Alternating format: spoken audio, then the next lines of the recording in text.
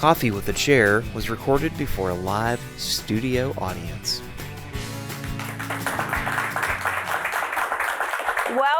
Welcome to Coffee with the Chair. I'm Teresa Aronson from the St. Lucie County Chamber of Commerce. It is our pleasure, our honor to facilitate this event every single month. We do it the first Thursday now. It's free. It's open to the public. We give you coffee, Danish, all courtesy of our good friends at Steamworks. Steamworks is right on US 1. It's a great coffee bar. Michael, the owner, has food, pastries. He makes his own blends of coffee. It's amazing. So that's all free. Come on down. We have a full audience today. We had to get extra chairs. That's exciting. But we're right here at the corner of 25th and Virginia in this SLC TV studios. I want to welcome my sponsor guest. As you know, A&G Pools has been the sponsor of this show for several years now, and he has sent in today fresh meat for me, Mr. Luke Hannon, who is their marketing director. He's not visited with us previously, but I'm happy to have him. Welcome to the show, Luke. Luke. Thank you for having me. So you were telling me you've been with A&G for a couple years now, and you started in design. Yep, so originally I came in and I got sold on the idea of drawing rectangles for a living. I'm like, this sounds pretty great. And I can do a rectangle. Exactly, that was the shape. You know, I didn't do too well in geometry, but I managed the rectangles. So I went in, had a great experience immediately. I can't thank the team enough for the way they brought me in initially. And the training process is very unique with A&G because we're coming in, it's really a holistic thing. They're not gonna leave you to just your own discipline. They're gonna come in and while I may have been the design, they're teaching me about permitting, about construction. Oh, I yeah. have no previous pool experience. So understanding all the inner workings behind that, that's how you really design with function in mind along with form. Yeah, people underestimate the process, right? And we kid, because you say you draw triangles. I don't think Travis has done a triangle pool in a long time. No. They're a little bit more elaborate than that. They're a little more elaborate these But days. the permitting and engineering portion of it is also a huge thing, right? You've got to Without figure all doubt. that out. I Yeah. mean, you've got so many different compliances and regulations we have to meet to make sure not only that pool is constructed properly, but we want to make sure the users of those pools are safe. So things are bonded correctly with the electric. You're not going to have any issues if there's a storm. Obviously, Right. the weather can get pretty crazy out here. So we want to make sure everything's constructed appropriately. So not only can you enjoy that pool when it's done, but you can enjoy it for many years to come after that. Yeah. It's not easy to replace one, repair one, any of that stuff. No, that work can be really tough. And are you from this area, or did? So I moved a lot as a child, but originally I'm from California, actually. I grew up in Northern California, Oh. but life takes you on a lot of journeys. So Yeah, that's a long one. it is quite a ways You away. couldn't have gotten further from home. No, I guess Northern I could have lived California, it, yeah. Southern Florida, Alaska, I was going to say the same. Maybe Washington, probably. Yeah. Hawaii. But that's a pretty long journey. Do you have family here or there still? Yeah, so my family actually, like a lot of people, kind of saw Florida as an area to move to, and that's in their future plans. So I got ahead of the curve a little bit and got here before they did. So I still got some family out in California, some family up in New Jersey, the Northeast, but I think everyone's kind of coming down here. So, They are starting? Yeah. You know, that's so funny because I did the same thing. I came here first and my parents were like, oh, you made it look so good. We're coming. So they came after me, which is not normally how it works sometimes. Yeah, normally it would be the They're in parents and the father, Florida. So, yeah. And so A&G is celebrating, I think, 37 or 8 years this year. We passed the 35 mark a long time ago. We're going to be making that 40-year logo sooner than later. I know. Well, we rebranded last year with a new logo anyway, so that we're really happy about that. And Travis, the owner, was just up for the Pete Hegner Award. He's one of the 3 finalists. And that is because of all the good work he does in the community. It's because of his community service, not because his beautiful pools, which he does have, but it's because of everything else he's involved in. So many people's lives are touched by A&G. And I think the thing you see with Travis and that a lot of people connect with, and he speaks to this as well, it's not easy to make the financial contribution. That's obviously a sizable investment, particularly with the amount of organizations he's involved in. Yes. But when you see the time that he has feet on the ground with things like Christmas for Kids, things like Little Feet, where he's really out there on the front lines of those events, that's what I think inspires not only myself, but the entire team to sort of get into that philanthropic space and really get involved with the community, because he's not just writing a check. He's making sure that he's the one delivering the message as well. He is physically there as well. I know he gives up his Christmas, part of his Christmas day every year to be there for Christmas for Kids, which is just amazing. And he's teaching that to his girls too. So they have already they've got the spirit, both of them, so and much. It's so impressive to me because with him, and you can attest, it never feels like a chore with him. He's always excited to be there. He's always happy to see everybody. Yeah. So Chair Townsend, who will be with him, she's good friends with him too. He's always happy. We always say he's always got just such an energy for life, and it's really something that excites you and gets you up, and part of the reason why I love coming to work every day. So, well, good for you. Thank you. Well, say hello to them if you see them before I do. Of course. And thank you for coming on. We're getting to meet the whole A&G staff, which I think there's a lot of them, yeah? Yeah, quite a few. So I'm sure I'll be one of many. All right. Well, thanks for being with us today, Luke. Thank you for having me. We are going to take a short break, and then we'll be back with what you came for, and that is Chair Kathy Townsend.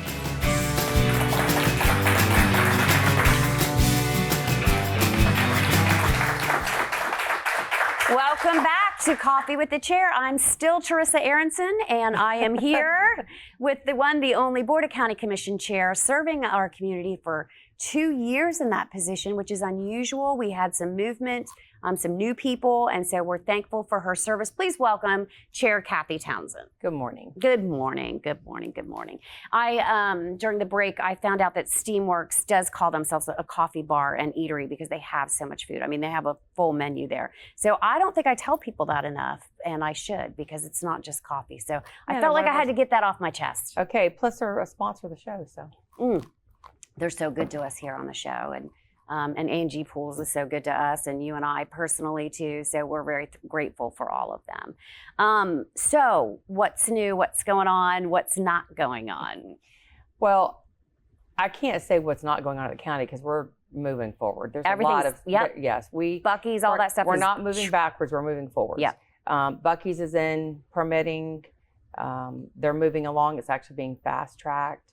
The Bedford Farms project, which is just east of Spanish Lakes, got approved for that housing and commercial use up front. So that's moving forward. You probably know about Bedford because it's Brad Curry's project. Is it? Yeah. He doesn't always tell me the name. I don't remember the names, but yeah. Yeah. And then, of course, the road is going in at the airport. You know, we're putting in a road from the entrance coming into the airport. Okay. As of right now, you have to go back out onto St. Lucie Boulevard to come around to Hammond. There will be an interior road now within the airport that if you're inside and you want to go to Hammond, that road's going to cut through. They've already started that project. That'll connect the tower actually to the airport too? The tower is more west, which you know about the new tower, right? No. Yeah, we have a new tower totally funded 100%. Nice. We got approved for that, and they're paying for it at 100%. We have to come up with nothing here at the county. It's a brand new, state-of-the-art, higher, bigger tower. Well, so I'm glad that you say that because I often don't like to tell people this, but I've been in that tower, right, through leadership, and they have like little Rubik's Cube tiles, and that's how they track the planes, and I was like, clearly there's got to be a better system. It's like little dominoes on the console. So the new state-of-the-art stuff, they all are a little digital bleep, and it'll be yeah, our airport's growing. It's moving up. Our 139 certification's just around the corner. We've passed. We're waiting on the letter. The runway's getting extended. The hangar where AeroShade used to be, there is a airline coming into that, not to provide flights, but to have some flight school there. I can't really disclose who that is yet. So the airport's moving along. Really good things are happening out there. When we get the new tower and we extend it and we get our certification, I mean, this is all clearing the runway, pardon the pun, for eventually some commercial airline to come in here and at least do some limited service. There's several speaking to us now. Yeah. And I know that once we land the first one, the others will come. APP, the FBO out there, for those that don't know what that is, it's Fixed Base Operator. They are the company that currently runs the fuel at the airport. Okay. The hangars they're up. They're up, ready to go. Well, they're not completed, but they're up. You drive by, you can see them. They're doing a great job. 200 plus hangars, box hangars and T hangars. They've probably a little over 50% full. So if you know anybody looking for a hangar, they're available. Do you have any friends that need a hangar? I do not. Well, I do, but my son flies. He has a plane. So So yeah, I do know people that are in need of that, and it's just not totally gotten out yet. Because I think if people really knew that the hangars were there and they were out, there probably wouldn't be any. Because there's a big need for that. I'm sure there is, and there's some trade shows and stuff. I'm pretty sure they'll get gobbled up pretty The quickly. other thing, we talked about this a little bit at the last month's meeting, but the RFP actually is out. It went out this week for anybody wanting to have a business at the airport. The land leases that we're doing, it's official. It went out this week. So anybody looking to have a business out there and lease the land from us, it's open right now for you to be able to submit. So by the time this show airs in June, that RFP will probably be closed, and we'll know more. But we'll know more about that, yeah. So George Landry visited down south with the director. Identified a few of the problems as to why they've not been able to move forward at our port. And so I think you're going to start to see a lot of movement out of the port now with director. Okay. We've identified some of the issues that they needed that weren't being provided on the county side of things. And so I think you're going to see some movement a lot more out there at the port with director. I think good things are getting ready to come there. I thought they were. I mean, because they always have at least a boat or two They there. do, but there's not really been any buildings or anything gone up. Oh, yeah. And I think you might know this, but I don't think the general public knows this. The crew that works on those yachts are very high-end people, and they have high-end needs. They want estheticians, and they want private people to do massage and stuff. Even the crew. I'm talking about the crew. Yeah, It is the crew that wants this. And so director at their Dania spot has a building that provides those services. Oh. And so they've not been able to build a building here to provide those services to the crews. And so in prior conversations, it never came to fruition. So that's what you're going to see. I think you're going to see you're going to see like a strip center kind of go in out there. Oh, wow. And that is going to be for the services provided for the crews that come in on these ships, because they want those services. They want a nice restaurant. They want facials and pedicures. They want massage. You know, they're used to that. Okay. And that's what you're going to see at the port. They're all the cast members of Below Deck. Is that what it is? Yes. They're very fancy. Yes. Okay. All right. Well, we can accommodate them. We are going to accommodate I mean, them. downtown is right there. I'd love for them to. They're used to having private quarters. They're used to, Oh. when the ships and yachts come in, they're used to staying within a certain vicinity to be able to offer their services. And a lot of them to stay on the ship and still. yes. Yeah. And so that just wasn't being done here. And so I think that you're going to see, that's what I'm talking about. You're going to see some construction going on out there. Okay. Director's going to move forward with some of that. Now that we've identified that was kind of a hang up, Okay. which is why some of the boats weren't coming here. They were remaining in Dania. Okay. So Yeah. you're going to see that. Of course, North Bridge is on its way. It's 50% up. You're going to see that park on the east side when the bridge comes over the North Bridge. Yes. It's all getting restructured. The ground's getting raised. It's going to be leveled up. So that park's going to be closed for a while right there. What about the west side? Because I have an operator, a vendor out of there, a member, a kayak vendor. Lisa's Kayaks? Mm-hmm. Okay, so she's on the east side of the bridge. She's on. Oh, she is on the east side. You're right. She's on the northeast side. Yes. She's So on the northeast side. She is being moved because that whole area is getting raised. Yes, I'm worried about her. Yeah, I'm worried about her too. She's been, Lisa's done a lot for this community over the years. A lot. She's done a lot. She gives a lot. So I'm actually working with staff. Unfortunately, it's not us doing the groundwork in there. Okay. It's state. It is. And so because of that, she has to relocate. But she did know that going into it whenever She did. she got the lease. She did. So we're trying to relocate her to another park while that's being done. So I have talked to her because she's part of my summer passport program where we use local vendors for summer camps instead of sending them to Disney and giving Disney our money. So she's part of that, but we're trying to find a decent place for her to go out of. We've offered her a couple of our parks. You have? Yeah, we have. I've been working with her for about a month now. I know Lisa. She's a personal friend. Yeah, she's a doll. Yeah, she's a doll. And I was, the city is running the launches It's the city's property, but we manage the park. Okay. It's one of our parks. Okay. But the ground and earthwork in there is done by the state. Well, that one, but some of the other parks that she might relocate to, I think. No, we have offered her a couple of our parks that is under our jurisdiction for the county. Okay, good. Yeah, we've offered her the west side of Pepper Park. We've talked to her about Bear Point. and a couple other that are on South Beach. Good. So I'm trying to have her covered. I know it's terrible because summer's coming on and she's got that's her summer slow camp. season, and we have summer passport, and this is when she can make up for some And the losses. bridge has hurt her business. It has. And you can't just launch into any spot. You've got to have a calm, protected area. But we're trying to find a path forward for her to be able to stay open. Yeah, for sure. So we're doing that. She's confident we'll figure it out. Mm-hmm. Good. Yeah, she is. What else? So we're getting ready to go into budget. We're meeting with the constitutionals. They're making phone calls. Of course, we have our workshop during the week. Yeah. We're able to go into that. As you know, we're lowering the millage rate. Yeah. I can't tell you how much, but it is going to get lowered this year a little bit. Of course, if property values go up, you're not going to see that big of a difference in your tax bill. You probably won't see much because they're going to go up, right? And if I had to estimate, I'd say you're probably going to see about an 8% increase in property values this year. They didn't fall. They've remained steady. So, and then if you're homesteaded, which many of us are because we live here, your going to go up at least 3%. Assessed value is going to go up 3%, right? And so unless the aggregate districts, that's what people don't understand.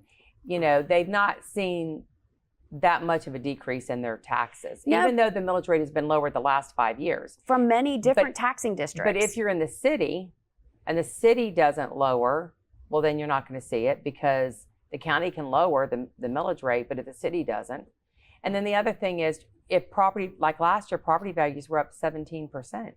So everybody saw a 3% increase because those that were homesteaded, you still saw the 3% increase. Yeah. And that's what's confusing to a lot of people. They think I'm homestead exemption. Well, even though you're homestead exemption, if property values are higher than 3%, you're still going to see an increase. Yeah, it still goes up 3% every year. And then everybody, the city of Port St. Lucie reduced their millage, the county reduced their millage, and every taxing district would have to, their millage reduction would have to equal that 3% to even just stay the same. And it doesn't, so. And it almost never does, right? It's like everybody does like point something, Not that I'm mad at it because you have to run a business here. The government is a business that people have to get paid. But unless it equals 3%, you're going to see an increase. There's a couple good things happening with the county this year. So we took over the inmate medical. Mm-hmm. So that's going to lower the sheriff's budget. However, that same amount of money is still going to be in our budget. It's going to be spent. It's going to be spent to the new person going in. And I would suspect it's going to come in a little bit higher because the staffing out there was paid very, very low wages for medical professions. So I would think that contract's probably going to be a little bit higher. But that adjustment, because we've taken over the inmate medical, will adjust the sheriff's budget. So, and the difference I think that the inmate medical is going to come in at will be made up with the 8% property. Yeah, for sure. So our budget, I think, should probably stay about where it is, about $500 million. Okay. And I don't really know, and I'm not aware of anything that's really going to create a lot of problems or issues this year. I think we're in a good place. We have a healthy reserve. We were blessed through our legislation to bring us a lot of grant money in. Congressman Mast and Dana and Toby and them brought us a lot of funding in this year. And they also helped clean up, some of the stuff with some of the small contractors that did work with the PACE program. Yes. We did the MSTU so that those contractors can get paid and the homeowners can get their work done to be ready for the hurricane. It's going to go on their tax bill. So we found a path forward with that. So we're in a good place here in St. Lucie County. Good. I'm excited. I do think we're in a good place. I just, I can't wait and not that we're going to talk about anything related to the election. I just can't wait till it's over. That's the only thing I want to say about the election. I think everybody's waiting for that to be over. Just like, let's just get it over with, right? But the PACE program, I just want to remind everybody, it is an alternative to a cash outlay or funding if you're struggling to get funding for some household improvements that are necessary, AC, roof, things of that nature. And what it does is it's for people that can't go get a loan at a bank. And for whatever reason, it doesn't mean you're a bad person or you've made bad choices. Things happen. It could be as simple as you went through a divorce and your credit's a little bit upside down from going through a divorce. Mm-hmm. And so the program was designed to be a path forward to be able to let you have another option to finance. And it is something that goes on your tax bill so that they're guaranteed to be paid. It gets paid when you pay your taxes. And a lot of people take advantage of it also if they're going to sell. So they'll go through the PACE program. They'll get all their work done. It goes on to the tax bill. And then when they sell, they didn't come out of pocket with anything to make their peers to be able to sell their home. Yeah. So you got to be careful. It does, in the past, there's been a history where it has taken advantage of the less fortunate, some of those. So you have to be mindful and you've got to watch it. But it's another path forward for people to be able to sustain their home and keep it safe and take care of the roof and the water heater and stuff like that. And for people on fixed income, it's another option. Yeah, for sure. So it's a good program. And Representative Trabolsi, the bill's not perfect, but it's a start. Yeah. And it's a beginning. And I'm sure there'll be more language in it next year to clean it up even a little bit more. We see that a lot in the legislature, right? Like they panic buy and then they tweak it for the next 3 years. So one of the things that we've been working on here is our homeless shelter. Yes. I've been on that for 4 years, and we had the land on Edwards Road that we were originally going to put there. And then about a year ago, George and I were having conversations that, knowing it was going to be a long time before we could get there because of the amount of money, we started investigating into purchasing a hotel. We identified that hotel, and we have entered into a negotiated contract. We're closing. By the time this show airs, we will be probably a couple of weeks from finalizing the deal. I did not know that. Yes, and so we're purchasing a hotel, and we're going to be able to start our first homeless shelter here in St. Lucie County, which, as you know, the House bill the governor signed, you're no longer allowed to be sleeping on the streets and in parks and in public places. And so it's great that we've been working on this for a couple of years because we're ahead of the curve, right? We'll be able to get in. And I've had conversations with St. Lucie Village and the city of Fort Pierce. All municipalities have to provide this. It is now state law. Oh, wow. So the city of Fort Pierce and the villages, St. Lucie Village, they're going to do an interlocal agreement with us and pay into that project. It's 4 acres and it abuts up to some other property the county owns. Oh, so wow. we can extend that. There is a gentleman here, very gracious gentleman, that has a company here that builds homes that are smaller homes, that wants to come on board and do a 5-year project, that he's willing to front the money up front to be able to put those pods in, to let them transition from the homeless shelter to the back, to be able to pay minimum rent and then transition from there. And the task force that we put together 2 years ago, we have Career Source, we have New Horizons, we have the school, we have a path forward where there'll be a bank in there. There's going to be some ministries in there, congregate eating, that when you come in and you go through your intake, you'll be on your medicine, you'll have counseling, you'll have a job. There'll be a full-time deputy living on the property. We're going to provide them housing and let a deputy live on site. And then the path forward is to let you transition probably into the back into one of those homes to start paying rent. And then transition from that within the next year out into your own, because you'll have had a job, you'll have had counseling, you'll have been on your medication and everything. And so as that program grows, we can extend it. The county's not going to run it. We're going to go in there. We're going to clean it, fix it, paint it, and then it's going to go out for an RFP and let a nonprofit that specializes in homelessness be able to take that project over. We have one here, a nonprofit that kind of works with. We have a couple of them. Yeah. Now, I'm excited about that. And it is state law, so you have to have that, right? So that is new. But I can't imagine the meetings that are going to be held when that is, in the permitting process to get that up and ready to go. So hopefully, I'm just going to wish you luck during all of that. And I think because we are purchasing the hotel, and we are the ones that are going to go in there and ADA access it and make it meet code. And we're going to be in there doing the work and painting and everything. I think it'll move fast. I think in July when we close the deal, we should have it up and running by the end of the year. And by January, it should be out for a bid. So I think 2025, it'll finally go live and you'll have a nonprofit running that. Yeah, for sure. Well, good. That's exciting, though, honestly, because that has been an issue for our community. I don't know if you guys are aware of this, but, we did have a homeless shelter in Vero, and I think that was closed at one time. And there's just no homeless shelter anywhere here on the Treasure Coast. Well, and Palm Beach and Martin County bring them to our county and drop them off tell them that we have a shelter, and we don't. And so that's why our population of homelessness has grown even more so. Outside the fact the economy, there's a lot of people that are housing insecure that make $100,000 a year. So the new face of homelessness is not what it was 10 years ago. It's different. It's elderly people that were on fixed incomes that can no longer afford to stay in their homes. Yeah. These fixed incomes, they weren't going up. I mean, we just passed law on that too, that your Social Security has to go up somewhat proportionately, but we all know not enough. And that makes it difficult for people on Social Security. So, but still, we've got to move. If any movement in a positive direction, I think is all we can do, right? As long as we're trying. I mean, and you know this as well as I do. Government does work very slow. You said something there. But the good thing is, because we were working on this, whenever the governor signed the bill, we already were ahead of the curve. We had already been looking and working on negotiating with this landowner, and it was a very dysfunctional hotel.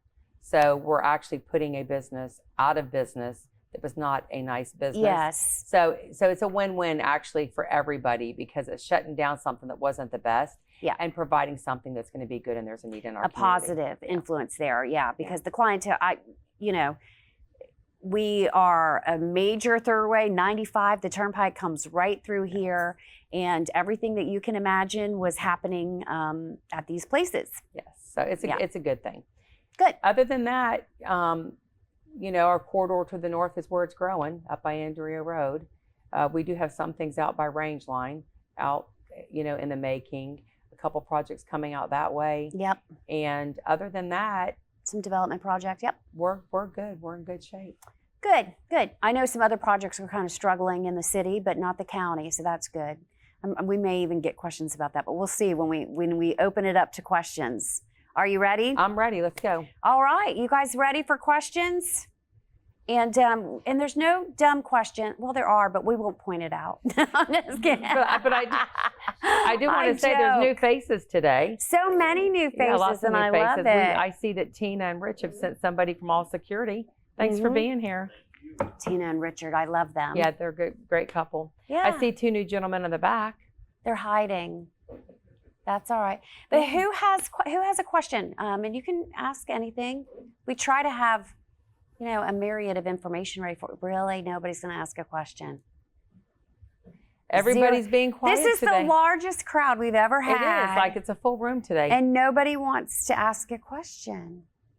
Either we're boring or we were really, really good and just gave it all out there. Is that what it is? We gave out all the info. Oh, we do have a question in the back. Oh, 1 second. He's going to bring you the mic. You don't have to, the cameras can't see you, but at least we can hear you. That's fine.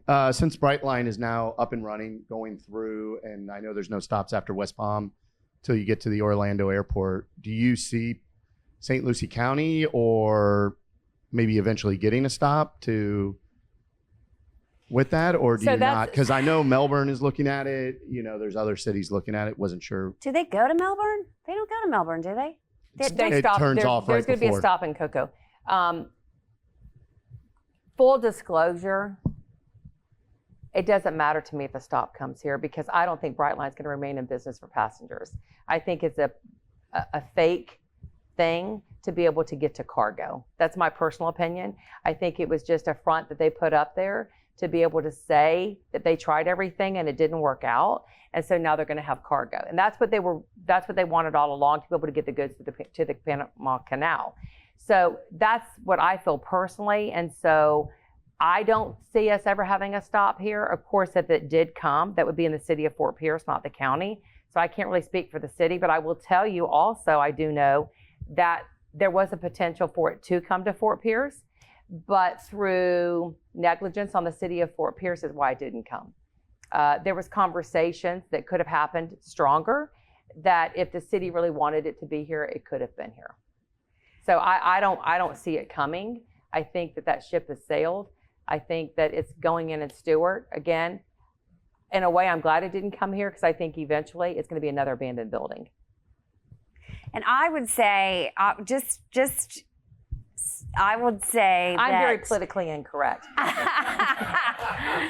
She said something there too, but I would say that they have agreed to go to Stewart. I don't think we'll see a stop that close to a Stewart stop, even if they intended to expand their options. But I'm also, I'm over them. We weren't good enough for them, and I don't care if they come. And my positive spin is eventually I might be able to afford a condo downtown because there won't be this huge Brightline station increasing property values and taking up space. You know, speaking about downtown, this is something that is currently going on. The courthouse is getting moved. So, gosh, probably 5 years ago, I championed shutting our government downtown Fort Pierce and relocating it to here on this on this campus. I would love that. I took a lot of heat for it back in the day. However, 3 years ago, I finally got the support of the board. We're in design. And so those are old buildings, and we're having to replace air conditioning units in there every single week. And when you replace the air conditioning, you have to literally hire a crane, take out the windows, crane in the AC. You cannot put the windows back in, so you're having to buy new windows. That's not cost effective. And so because it's so old and those buildings are old, it just made sense. It's waterfront property to come here because we have all this property to 13th. We go all the way to Frist up here. Take this, make this a government complex, get the supervisor of elections out of the mall, save $500,000 a year in rent, bring everybody to here. This is also a desert for restaurants. There are none. So if we can put everything in one spot, trolley. So like if you're at jury duty, you need to get your tag and your fishing license on your little break. You can go do all those things. Make it so that there's a couple cafeterias and restaurants through here for staffing. Take that property, sell it, put it back on the tax roll because it's waterfront property. That to me is something that the younger generation would love. Like the corridors in our courthouse would be beautiful with little kiosks and coffee shops set up in them. The courtrooms are made into little suites. There's some great views from there. How sweet is that, right? And to have, and then our garage could be the parking for those little suite apartments and condos. And it puts it back on the tax roll, which is the most valuable property the county owns. So that is the path that we decided on 3 years ago. We're in design currently right now. We're about 30%. I don't know that it'll actually be off the ground by the time I'm out of office, but at least it's something that I know is going to happen, and it's going to save us millions of dollars. And by the time we get this built and transition everybody over and get that sold, we will have made money on the project because it will pay for the project of what we build today, pay off that loan, and put money back into our general fund. So maybe get bonds to We're going to bond it, yes. I can't wait for that either. I think it's a brilliant idea. I'm totally on board. Yes. I might have invested the chamber's money in a building across the street in anticipation, but it is really the right thing to do for the residents because that money will bring in a lot. And we don't have options for housing. Make everything downtown happen. You know, when you've got people living down there and it's a walkable thing, they're going to leave their little suites and apartments. They're going to walk to the shops and walk to have a drink or walk to have dinner or walk to listen to a little band. And it gets the cars off the road too, because you're going to have those people living there and they're going to walk to everything that they want to do. And it's going to help sustain the downtown area because they do need help. Very good. I think that was only one question. Yeah, one question. Anybody else have a question? You said Buc-ee's was on fast track. Do you think they're going to break ground this year? I do think that the permitting will be finished by then, and I think the land clearing will be started. I see them probably opening spring of next year. Everybody loves their Buc-ee's. And there's 110 projected 110 gas pumps going in. They were just at Yeah. Daytona this week, and actually Buc-ee's they built a car wash now at that site. And it's like huge. Well, they have a following and they're capitalizing on it, so good for them. I love it because it's going to bring a lot of extra dollars to our community. And gas tax. It's going to help with the gas tax. Yep, a lot of sales tax, a lot of gas tax. So for me, I'm on board. I don't love Buc-ee's food. I'm not a barbecue person, but can't wait for them to come. Buc-ee's is a great business. They're good to their employees, and they start with high wages. Yep. They start. I think the starting anything there is $20 an hour. Well, they probably can afford to do that. Yeah, and they have 401k. They have great benefits for their employees. Did you have a question? No, she was just agreeing. I do have a question. So I'm really interested in this idea of moving the city government out of the downtown district. And it's the first I'm hearing of it. And it's really an interesting idea. And I'm glad to hear more about it. What do you think the ETA is on that move and then the subsequent transition to a housing situation? So it's county government, not city. Yeah, it's going to take a while. Yeah, though. it's our clerk of court, state attorney, property or public defender, and our courthouse. Oh, it's our county government. I would say that probably 3 years. You think that's it? I think 3 years you'll see breaking ground and buildings going up. Thank you for clarifying too on that. I appreciate it. 3 years would be awesome, right? Yeah, I think 3 years. Because we're in design right now. I love it. Yeah. Love it. I'm so on board with that. I know you've got backing of some of those constitutional officers as well that have been a champion for this as well. I know Michelle's been a proponent of doing this. So I can't wait. And then you'll all be really close to us too. And I like that. Yeah, we'll all be right here. Yeah. The chamber's right across the street. And I can't wait. All right, good. Anybody else? I've always admired how the county has tried to stay on the cutting edge within many different ways. And one thing that's right now on the cutting edge is AI. It's transforming businesses throughout the world. I'm just curious, in the long-term strategic planning for the county, is that playing a factor in decision making? How AI can help make things more efficient? How it can help business owners? Is that part of the strategic vision of the county? So AI is tricky, right? It can be used for good and evil, and I think that as a country, as a not just the nation, but the world is trying to figure out how to traverse that. And I'm not sure we're ready to make those decisions on a local level yet. But I'm interested in finding out how. There are some things that we are looking at already. So one being our landfill, which that's another thing. I don't know if you are aware of this. We have just agreed to purchase Tropicana, the property there on the north side of Tropicana. We are purchasing because our landfill probably had about 10 to 15 years life expectancy left. So we were doing our utilities plan out off Peacock Road by the fairgrounds. They already had the wells in place there. And because it abuts up to our landfill, by us purchasing that, it's going to save us millions of dollars because we can extend the landfill out for another 100 years. So one of the things that we are looking at also at the landfill was to go waste to energy.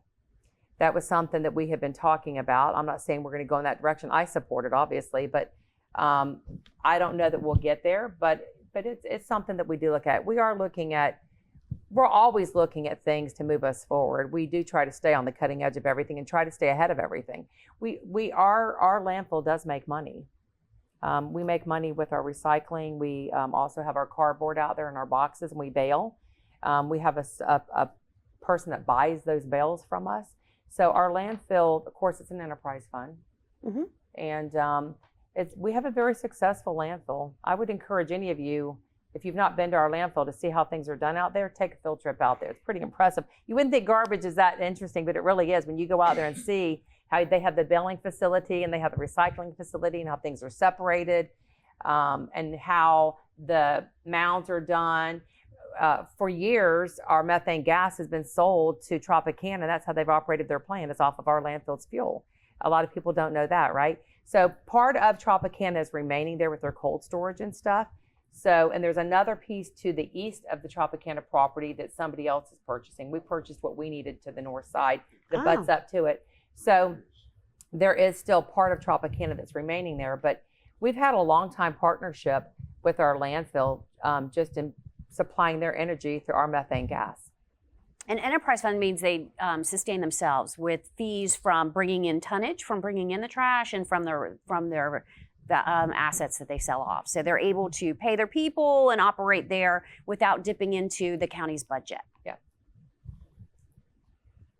Very good. Anything else? I just want to say this about AI though. There's somebody in my office, I won't name her, but she uses it sometimes to write things for me. And I'm like, you used AI, I can tell. You know, nobody says furthermore in an email, right? So you've tipped your hand. You AI'd this and I can tell. I don't like it. Hello, just two quick questions. A little more in depth about the PACE program, as I know they suspended it. And then also, are there any other incentives for homeowners for improvements other than My Florida Safe Home Project? I know that they're releasing another $200 million into that fund July 1st. And we will say he missed that part, but we did talk about PACE early in the show. But go ahead. So again, I'm going to be politically incorrect. PACE is a program. There's 5 approved companies in the state of Florida that provide PACE loans. Years ago, the commissioners decided St. Lucie County was only going to allow one, and that's SELF, or Solar Energy Loan Fund. So nobody has ever been allowed to come into the county and provide any PACE funding or work unless you went through SELF. Last year, or actually this year, there was a company that found a loophole. SELF lost their residential PACE funding. This company found a path forward, came into the county and wrote 200 and some odd loans to homeowners. And so because they weren't really approved, it's in a lawsuit right now, and it shut down a lot of the small contractors that provided that work. And so that's when the board recently decided to find a path forward to get those businesses paid. And so that's when we came up with the MSBU to be able to put it on the tax roll to be able to get the small companies paid. The board is currently looking at moving forward with finding a path forward to hopefully let all PACE program funded companies be able to allow to do business here in St. Lucie County. So again, we talked about PACE. It's a program that is another option for you to be able to get a loan to improve the improvements of your house, but it's very specific as to what you can borrow the funding on. Mm-hmm. It's like roofing, windows, water heaters, anything solar, AC, I think, AC solar. Units. So it's got to be something that's very specific to the need of that program. And because of that company finding the loophole to be able to come in, and that happened, and the tax collector refusing to put it on the tax roll, the county commission found a path forward to be able to let those people get the work on their homes done and to let those small businesses be paid. So I think you're going to start to see a lot of that moving forward. There's going to be a lot of conversation. There is a district called the Sustainability District that was founded just specifically for PACE. So I think finally PACE is going to be able to have some competition. Any PACE program that is qualified in the state of Florida will be allowed to do business in St. Lucie County, which I think is much needed. I don't believe in monopolies, and I don't think that one company should be able to come here and be the only company to provide. I think everybody should have fair options at being able to provide services. So I think that's the path that we're going to move forward on. Again, I'm one of 5 commissioners. I can't say what the other commissioners are going to do. It will go to a vote. I hope that answers your question. Sort of does. If not, I'm happy to stay after the show and have conversations with you. Perfect. Yeah. And then it was just about the My Florida Safe Home. I don't know if the county's doing anything also incentive-wise and things, because they're about to fund that with another $200 million July 1st. So that's Jennifer Hans. She deals with that in our community housing. We have a department that disperses those funds, and there's lots of programs put into place that we have just partnered and given Habitat for Humanity some land to build some duplexes. And we also have programs put into place to assist people that need assistance with funding for rent, electric, homes like that. So that is correct. The legislation did put a lot more money into that program moving forward in the next year. I think there's going to be a lot of attention on that actually, and the Live Local Act. That's another one that they're going to really put a lot of focus into. Live Local is a little dicey, right? You know, I don't think we have any project yet. I keep waiting for one, but my development community tells me it's a little bit more difficult to traverse that. So everybody's going for a PUD. It's just easier. But I'm anxious to see how Live Local shakes out. Yeah, well, there's a lot of language in it. Do y'all know what a PUD is? It's a planned unit development. So whenever you come in and you're pulling your permits, if you're going to do a little development, it's a planned unit development. You're coming in and specifying where your infrastructure is going to be, your roads, your ponds, what you're going to build, how many houses. You're going to have 200 duplexes and 50 houses. It's a planned unit development. It's a zoning. But I think but Live Local allows you, it gives you more rights to commercial. If you have in there industrial. Ifs. There's a lot of ifs, which is why people just do the PUD instead of the Live Local. So the Live Local is something that recently passed in Tallahassee. And if you provide affordable housing for 30 years, and you guarantee it for 30 years as a percentage of your project, it exempts you from some of our local zonings. So you can do it. So it gives you more ability. It gives you more availability to be able to do your project. So it's going to be interesting to see if any developers try to come in under that law and say, I'm going to designate this to affordable housing. I'm going to guarantee it for the years that's required. 30, yeah, that's a lot. To be able to get a height improvement or a bit more density, right?